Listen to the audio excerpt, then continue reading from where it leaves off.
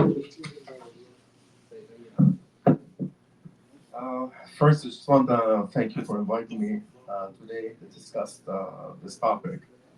Um, I know it's a controversial topic. A lot of time, like you always have to take a stand. Either it's with science or against science, and it's always controversial if you believe in it or like you're not faithful or you're not a believer in God. Or so, what I'm trying to do over here, I'm just trying to start first with defining who's God first, and then once we understand who's God and the scientific view of God, as, and then we can move on to the theory of evolution. Um, you're gonna find that once you define God the real way with the modern scientific theory, the answer for this controversial question, it becomes very, very easy actually. It's not complicated, and you don't actually have to be outside of faith, outside of religion, or not a believer actually to believe such thing exists.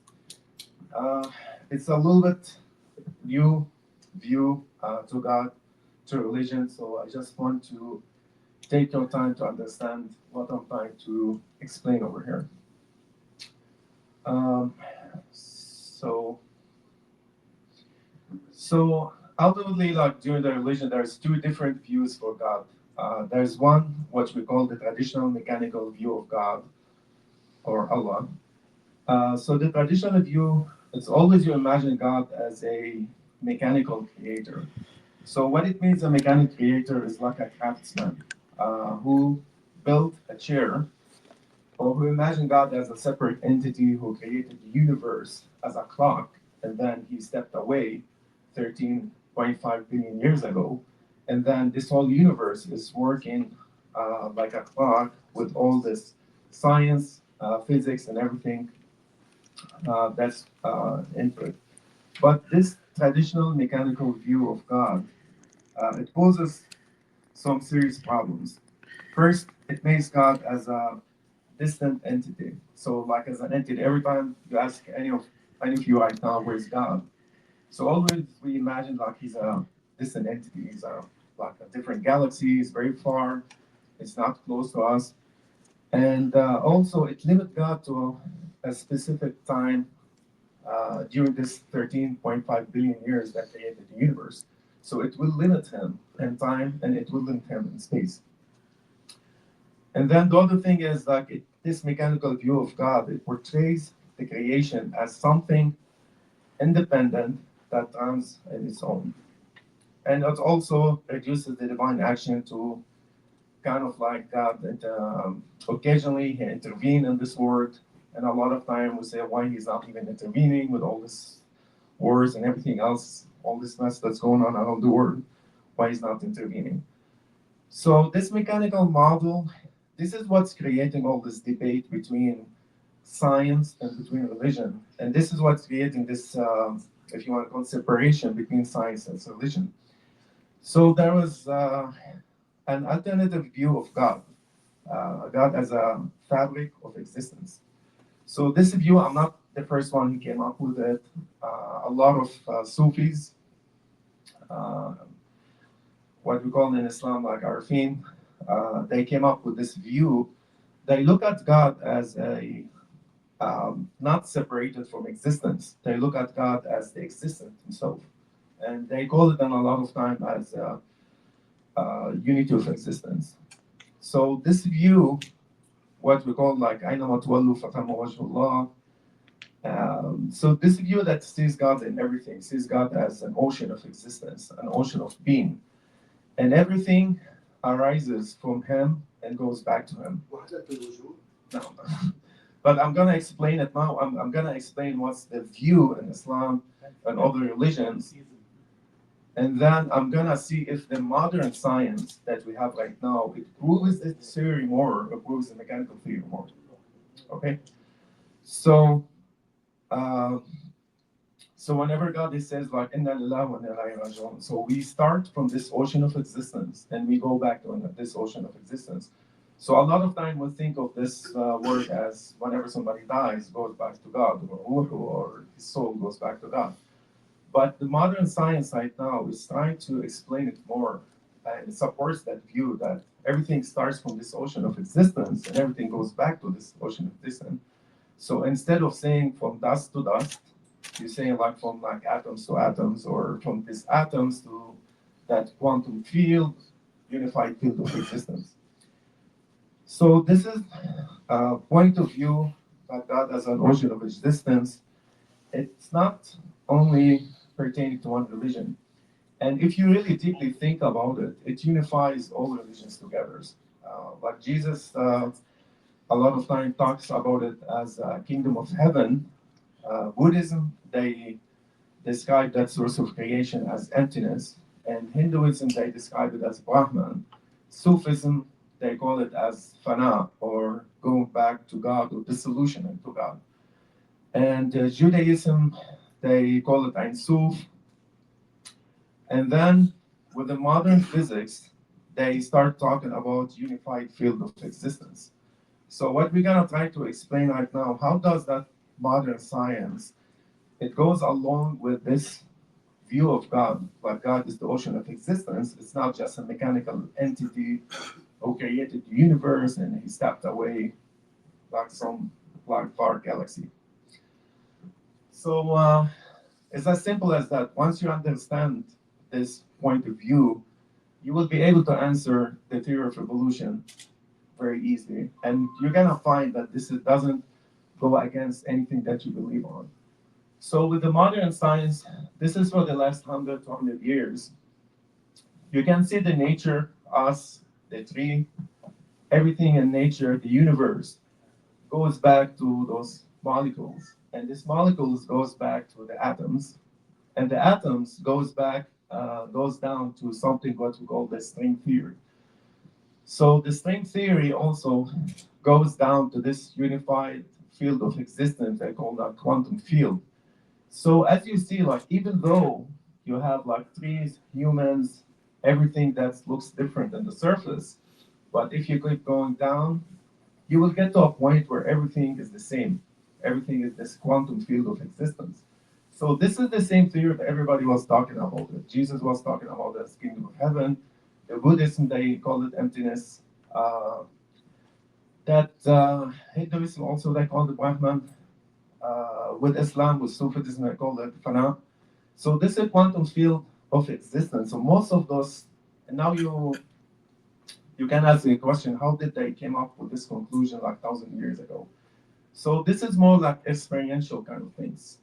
This is when you can start talking about the true self, the ruh, and how did this individuals, which we call them prophets or we call them enlightened being, how did they came up with that? How did they reach that conclusion that everything comes back to the same field of existence or the quantum field of existence? So now once we define God as the quantum field of existence, so God is not a separate entity. So everything that you see, the human, the trees, everything is comes from this ocean, from these atoms, and goes back to this field of existence. You as a human or anything cannot, like you cannot exist without God. So God is not something separate from you. So you need these atoms, you need this unified field of existence to be present. So now God is not like separate entity, it's your existence. That's why um, whenever they say like in Quran, Allah نور السماوات والأرض مثل نوره كمشكاة فيها مصباح المصباح في زجاجة. This is what they mean. There's one light, but this light it gives you like so many lights. It gives you like the green, all these colors of rainbow, but everything goes back to this one light. So this one light is, if you wanna explain it to the new generation or Generation Z that you call, you can call them like this is a quantum field of existence.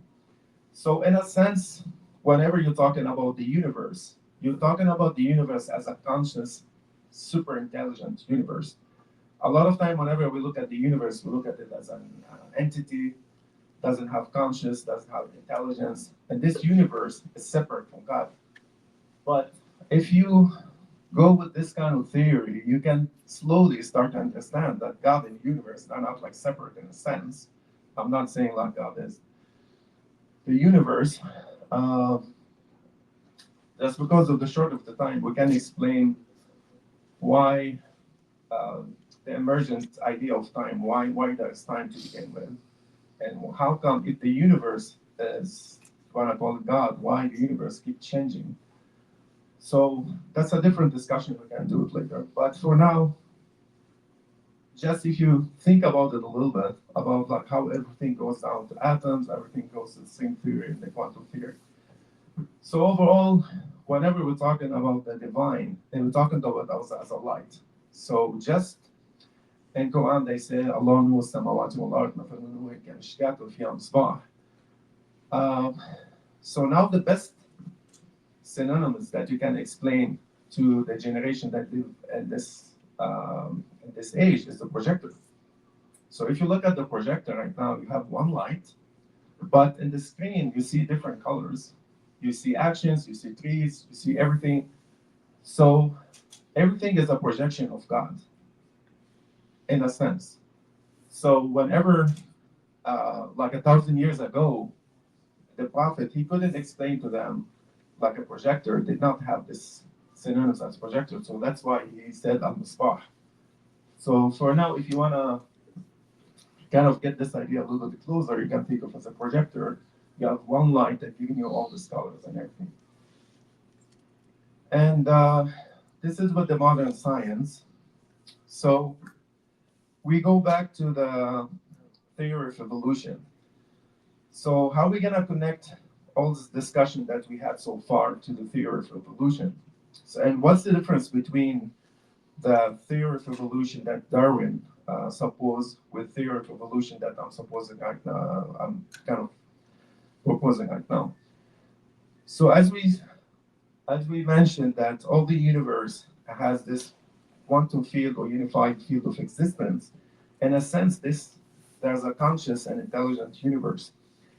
So with this understanding, evolution becomes much easier to understand.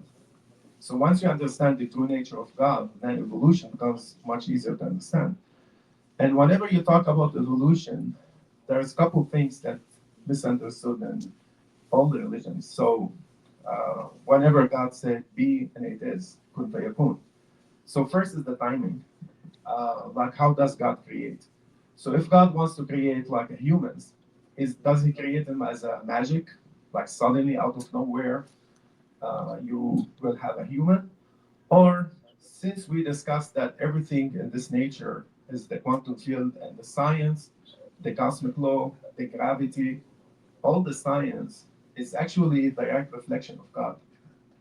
So if God wants to create a human, he will start with this organism, and then this organism will have this intelligent design and for evolution to become like a human.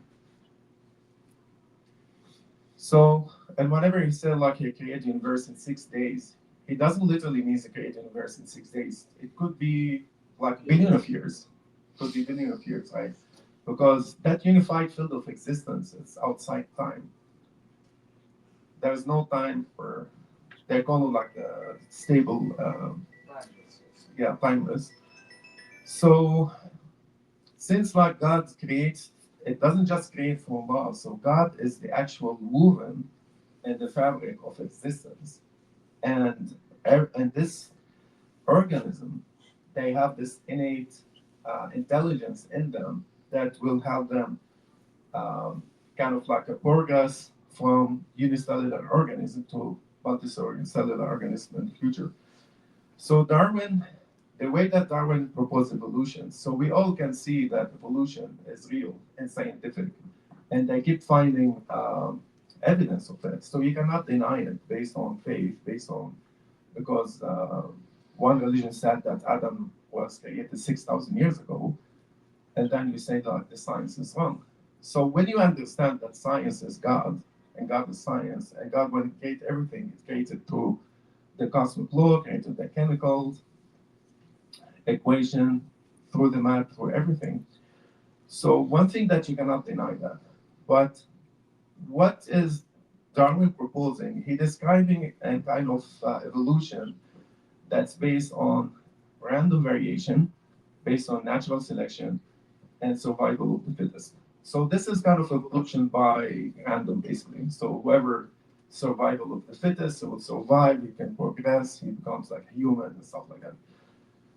So what I'm suggesting, based on the theory, based on the explanation that I discussed, that this evolution is not blind by randomness, it's not external evolution, and it's guided from within by the divine intelligence.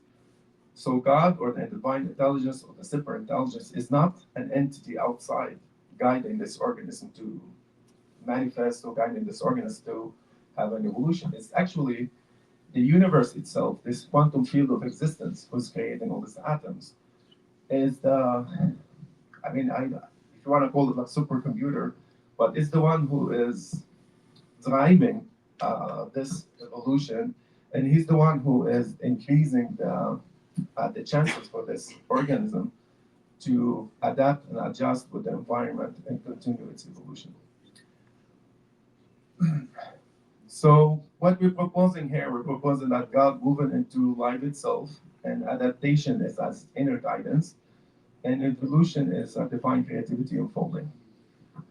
So this is the difference between the Darwin theory of evolution with this, like what I call it, the manifestation theory, like with the evolution.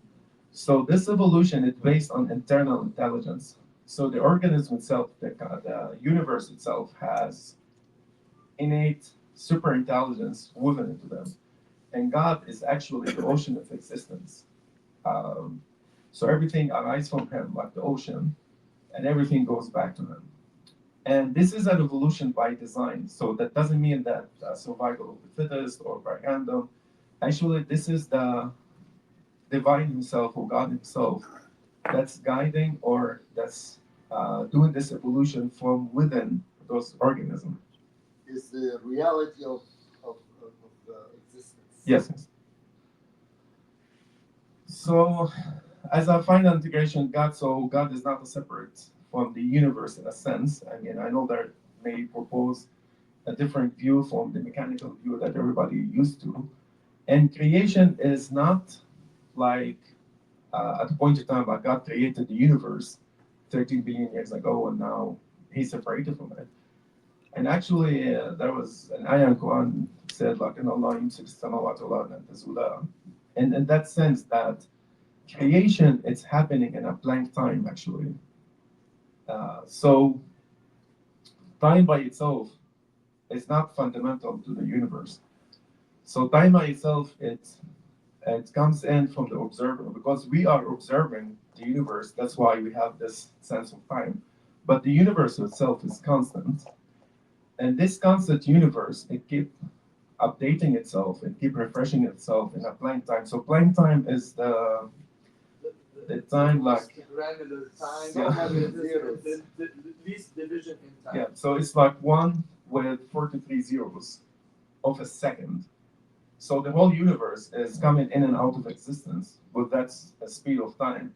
So creation actually is not like something that came 13 billion years ago. So God is creating everything as we speak. So whenever you look at the flower, whenever you look at everything else, this is God still creating it as we speak. So it's an instant creation.